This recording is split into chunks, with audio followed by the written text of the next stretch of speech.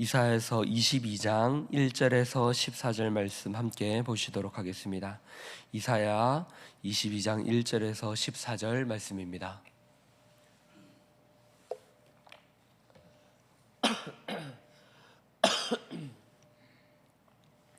이사야 22장 1절에서 14절 말씀 우리 함께 봉독하도록 하겠습니다. 환상의 골짜기에 관한 경고라. 내가 지붕에 올라감은 어찌함인고, 소란하며 떠들던 성, 즐거워하던 고을이여, 너의 죽임을 당한 자들은 칼에 죽은 것도 아니요 전쟁에 사망한 것도 아니라 너의 관원들도 다 함께 도망하였다가 화를 벌이고 결박을 당하였고, 너의 멀리 도망한 자들도 발견되어 다 함께 결박을 당하였도다.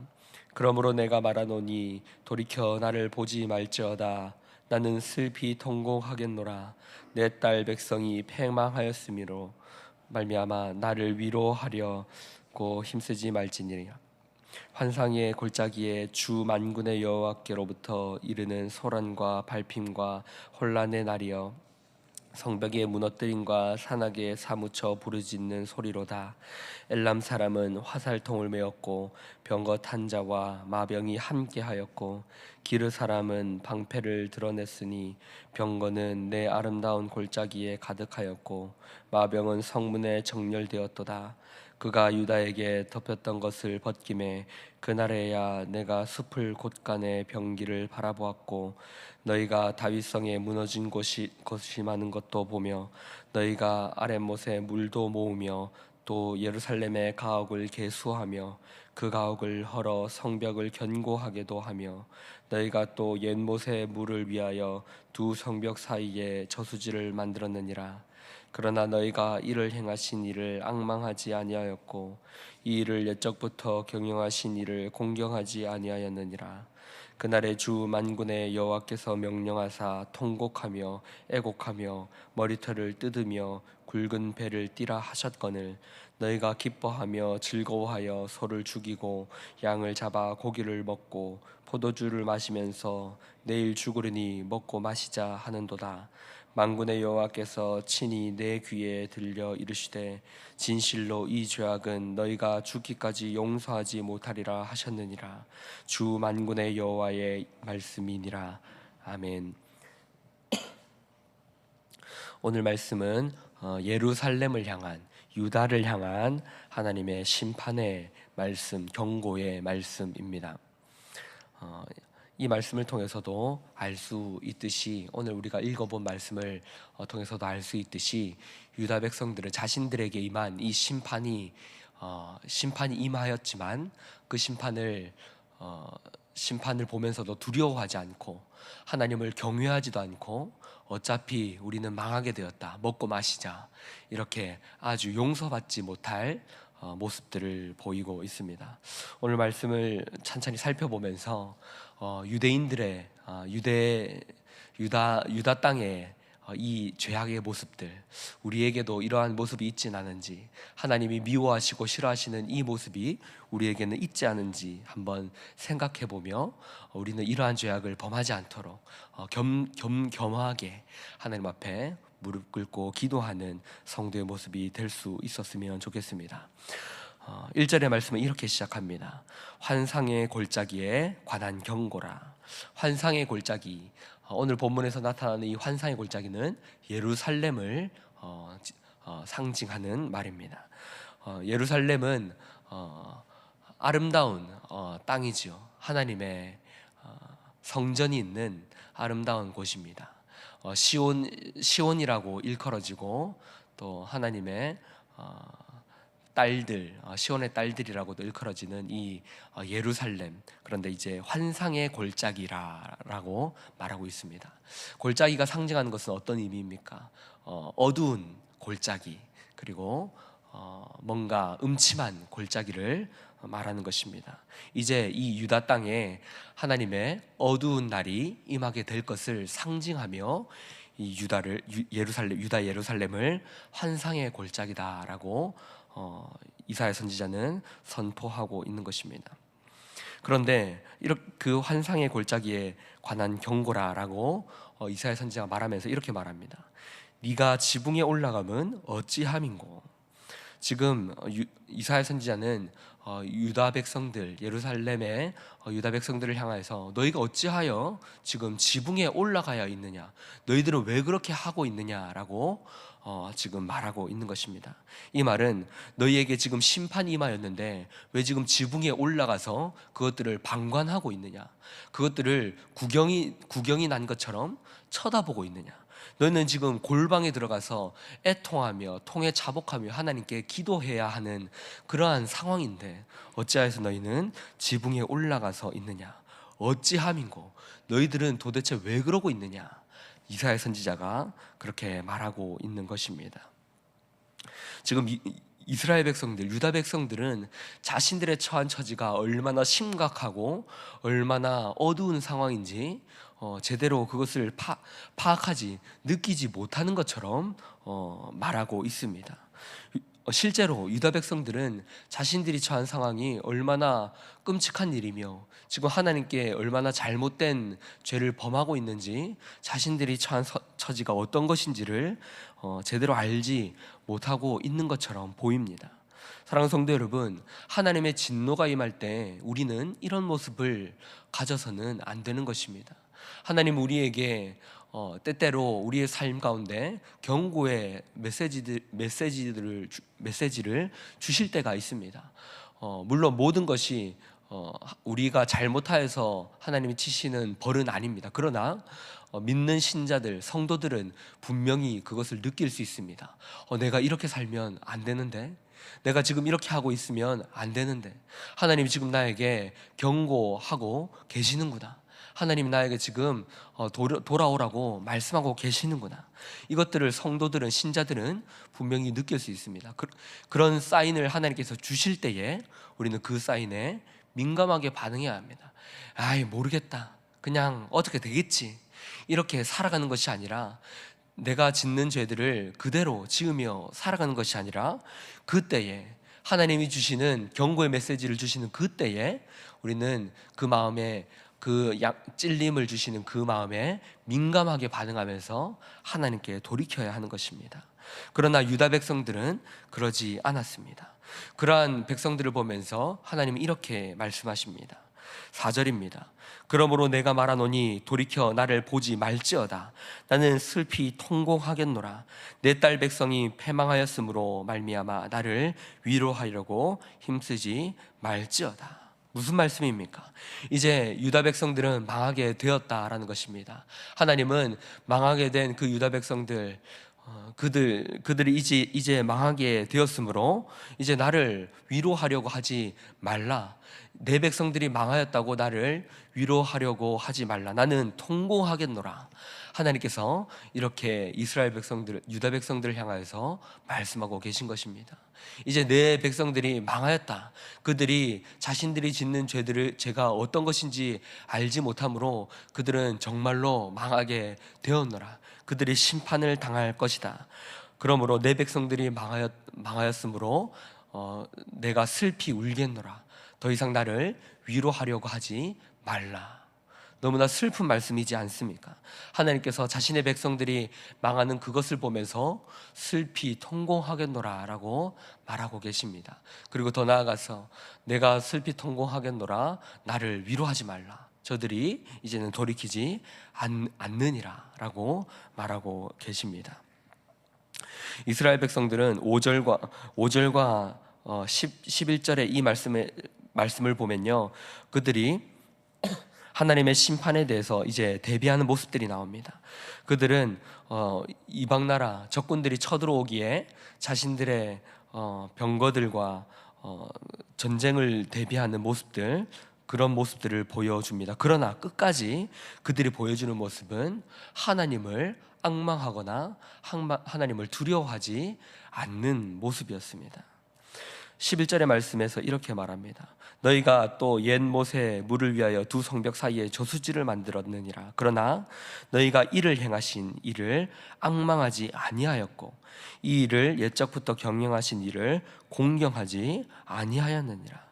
무슨 말입니까? 지금 심판하시는 하나님을, 유다 백성들은 하나님을 두려워하거나 앙망하지 않고 있다라는 것입니다.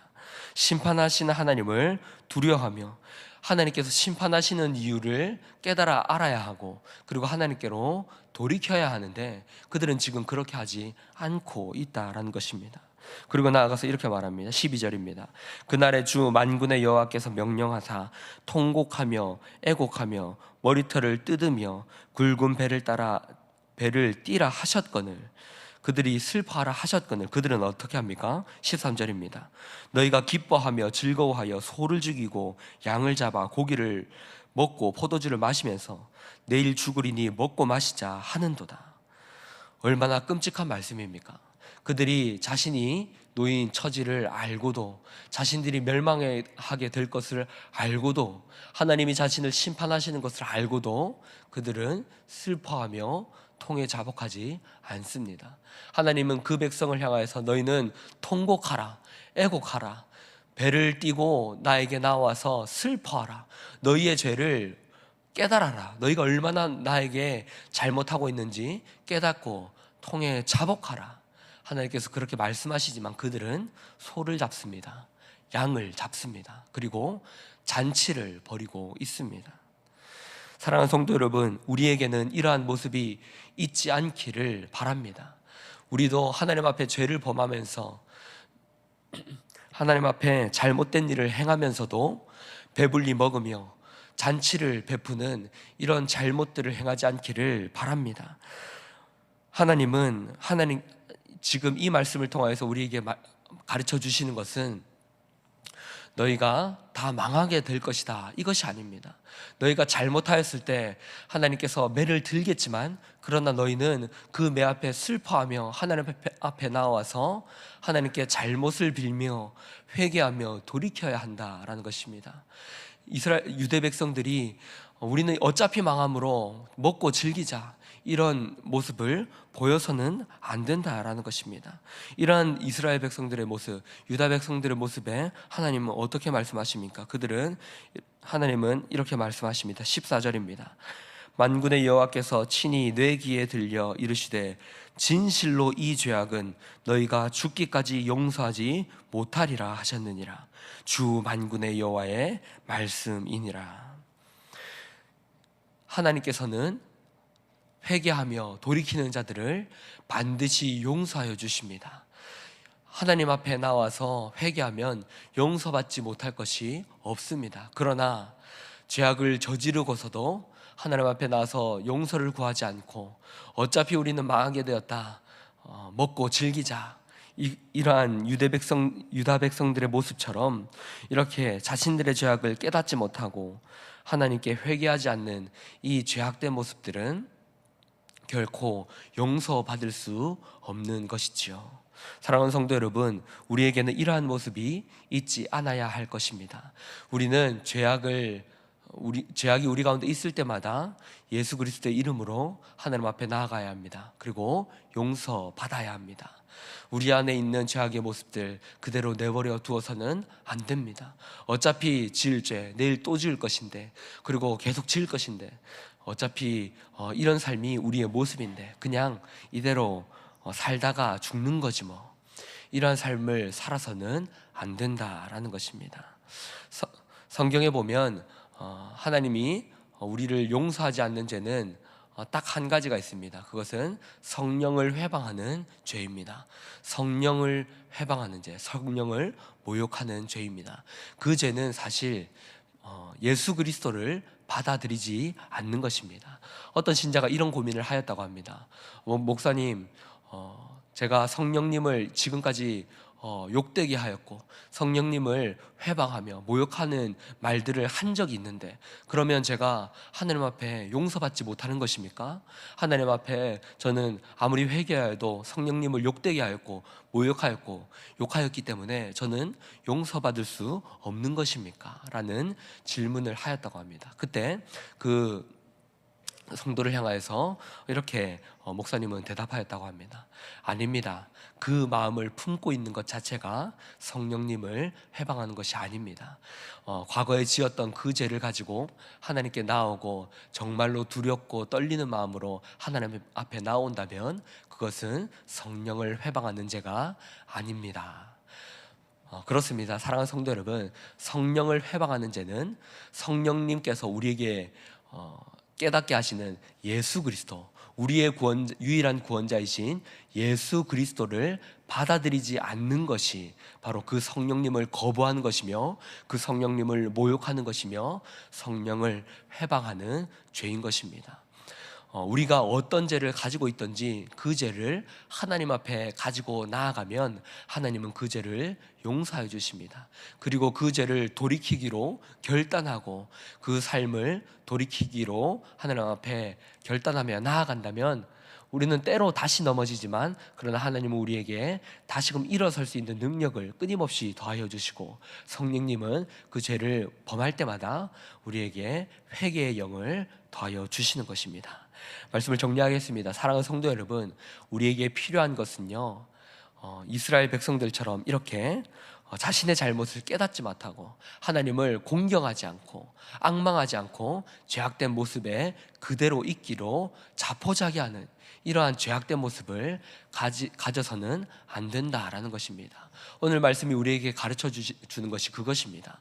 죄를 범하였느냐? 하나님 앞에 나와서 그 죄를 눈물을 흘리며 통해 자복하라.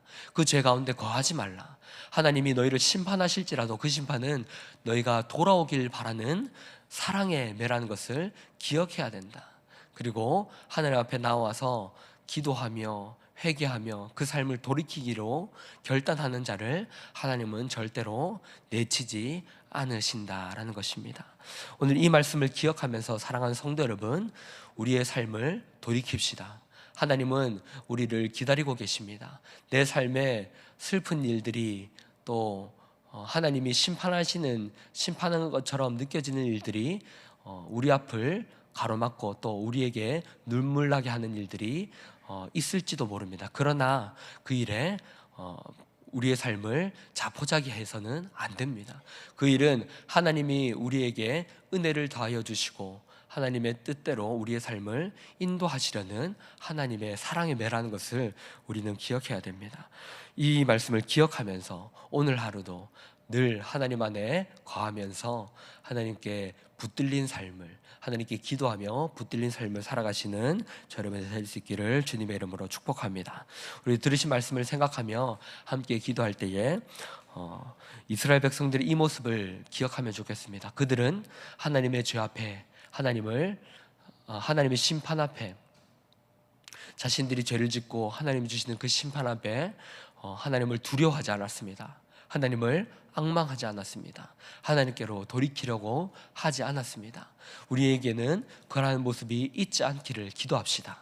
하나님이 얼마나 두려운 분이시며 하나님이 얼마나 두렵고 경외로우신 분이심을 다시 한번 깨달으며 기도하며 나아갑시다. 하나님을 공경하지 않는 불순종이 얼마나 끔찍한 것임을 다시 한번 더 기억하며 그것이 우리 가운데 있지 않기를 기억하며 하나님을 두려워하며 경외하며 살게 하여 주시옵소서라고 오늘 말씀을 기억하며 기도하시겠습니다. 그리고 앞에 보이시는 기도 제목들을 놓고 기도하신 후에 그리고 개인의 기도 제목으로 기도하도록 하겠습니다. 기도하겠습니다.